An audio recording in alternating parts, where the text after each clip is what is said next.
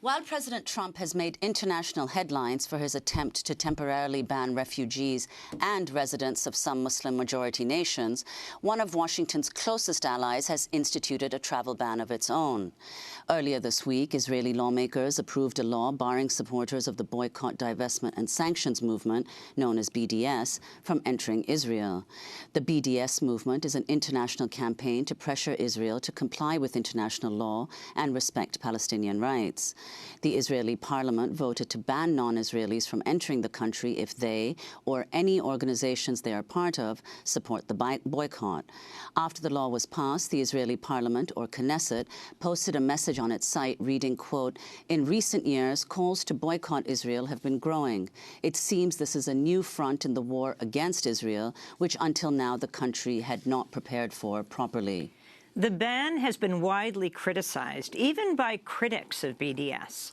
The American Jewish Committee, which opposes the boycott movement, said the law will not defeat BDS, nor, quote, "nor will it help Israel's image as the beacon of democracy in the Middle East it is," unquote. The publication Inside Higher Public Ed reports a group of Jewish studies scholars are preparing to release an open letter opposing the law, describing it as a, quote, "further blow to the democratic foundations of Israel," unquote.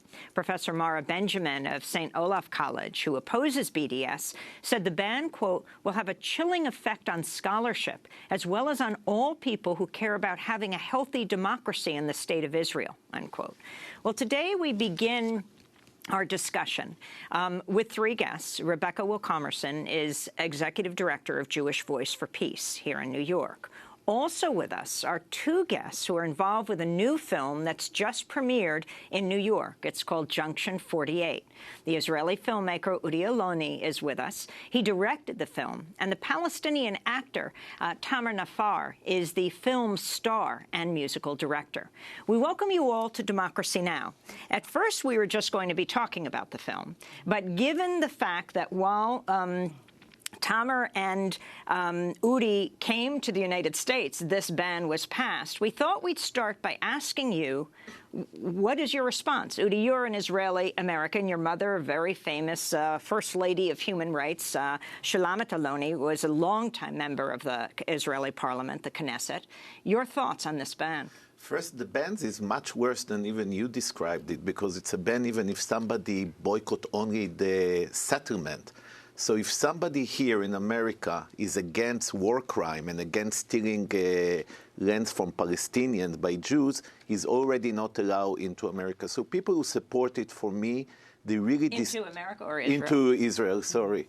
And it's very important to mention it, because already you hear government Como is helping those anti-democratic things, because he passed a bill here that people who support the BDS are not allowed to receive money from the states of New York. So really, when Como look at the mirror, he should see Trump, because I feel that people who doesn't let us to live in democracy, they are the true anti-Semitic, because they believe that we, Israeli Jews, don't have the right to change our system.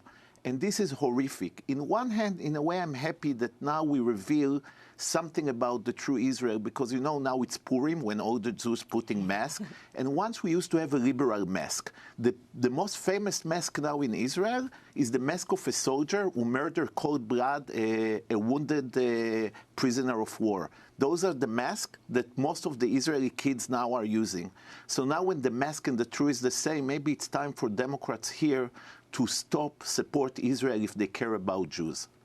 And Rebecca, can you talk about what the impact of this ban is likely to be on some in the American Jewish community who are also opposed, support BDS and are opposed to settlements? Yeah, I mean, I can start with how it's going to affect me personally.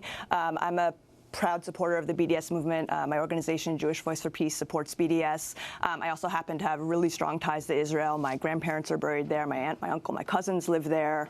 I'm married to an Israeli. My kids are Israeli. I've lived myself 3 years in Israel. I have a lot of friends and family, you know, Jews, Palestinians on both sides of the Green Line, and it seems like this bill is basically saying that I'm not welcome to come back. And so, for myself personally, it's a really sad moment. I do want to emphasize that the real impact of the bill is going to be on Palestinians. So, of course, Palestinians in the diaspora who are willing to speak up for their rights, they're not going to be able to come in, and also Palestinians in the West Bank, Gaza, and even East Jerusalem. So, in terms of if they're married to Palestinians inside of Israel but don't have permanent residency, they may not be able to reunite with their families, or if they leave the country, they may not be able to come back. If they want to get medical care inside of Israel, they may not be able to enter just because they're speaking up for their rights. So like Udi was saying, I think this is a real shift. It makes overt a policy that was already to a certain extent in place, but a little bit underwater, because what happened is people would try to come into Israel, and based on racial profiling, people would be rejected at the border, usually Palestinians, Arabs, Muslims, people who looked Muslim even, other people of color, so they'd be taken aside and often deported. But now it's this categorical ban that's very overt, and like Udi said, it takes the mask off and shows how anti-democratic Israel's becoming. Is it the first time Jews will not be able to? Some will be stopped from going to Israel. Palestinians know well not having the right of return. Right. But for Jews, this will be, is this a first? Yes. I mean, there's been one or two instances. There was a famous, yeah, exactly. Noam Chomsky was the first and famous incident where he was rejected at the border. But in terms of saying, like, Jews who have certain political standards, you're not welcome here, this is absolutely a first. I wanted to go to Tamer Nafar, who is joining us. He was just in New York for the premiere of Junction 48. He's the musical director and the star of the film. Hip-hop artist, well known for his group, the hip-hop group Dom. Now, you, Tamer, are Palestinian, but you are also an Israeli citizen. You live in, well, the city that is featured in Junction 48, Lid, which is right near Tel Aviv Airport. How will this affect you? I think we have a very long delay in linking up with him in Champaign-Urbana in Illinois. This ban thing,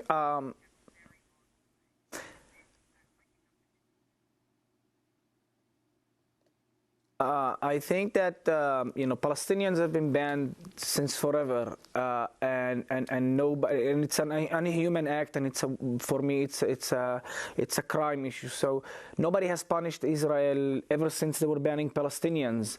And so Israel now feels the power that they can just move on with it, and now they are trying to ban other people that they are not Palestinians. And I think if it's not being, if we still don't put Israel to itself to that spot and put it on their place, then it's going to get bigger and bigger, because that's the whole thing with Israel. When they do things and nobody's punishing them, not even criticizing them, then that will get them drunk of power to continue on growing up and doing whatever they do. Udi, could you comment on the fact that many have drawn comparisons between Trump's most recent, and although it's the second version of it, executive order, which bans refugees and Muslims and people from 6 Muslim-majority countries from coming into the U.S., the comparison between that ban and what Israel has just instituted? I want to say it's maybe worse, because the real law that Israel passed just a few weeks ago said that legally Jews are allowed to steal lands from Palestinians only because they are Jews and those are Palestinian. I want to repeat it because people here in America don't believe it. We have a new law that settlers are allowed to steal private lands of Arabs and take it to Jews. This is an official law. And now they're going to ban everyone who criticizes a pure apartheid law. So in a way, it's horrific. It's only everyone who stands for civil rights in the minimum level, liberals, not radical, is not allowed to Israel. I think that Trump and Bibi are in competition who is getting worse or who is getting more weird about anti-democratic laws. And they're very similar, and they enjoy each other too much. Rebecca. Yeah, I mean, I would completely agree that, both bans are completely xenophobic, however they define the other.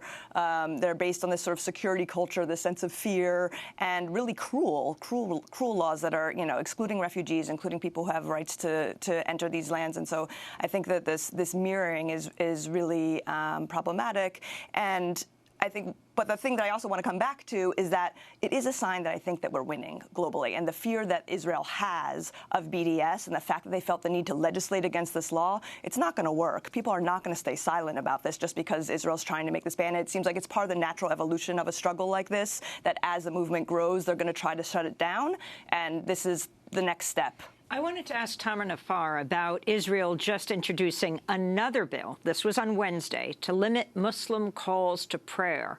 The bill has won preliminary approval, though critics have denounced the measure as racist. Supporters of the bill say it's aimed at improving the quality of life of people living near mosques who have been losing sleep. Opponents say the legislation, which was sponsored by right-wing parties, impinges on the religious freedom of Israel's Muslim minority. This is Israeli Arab lawmaker Ahmad Tibi. This law is racist. This is its fate, to be torn apart. Islam and the call to prayer are stronger than all of yours. The proponents of the bill call the Muslim call to prayer noise pollution. Tamar Nafar, your response.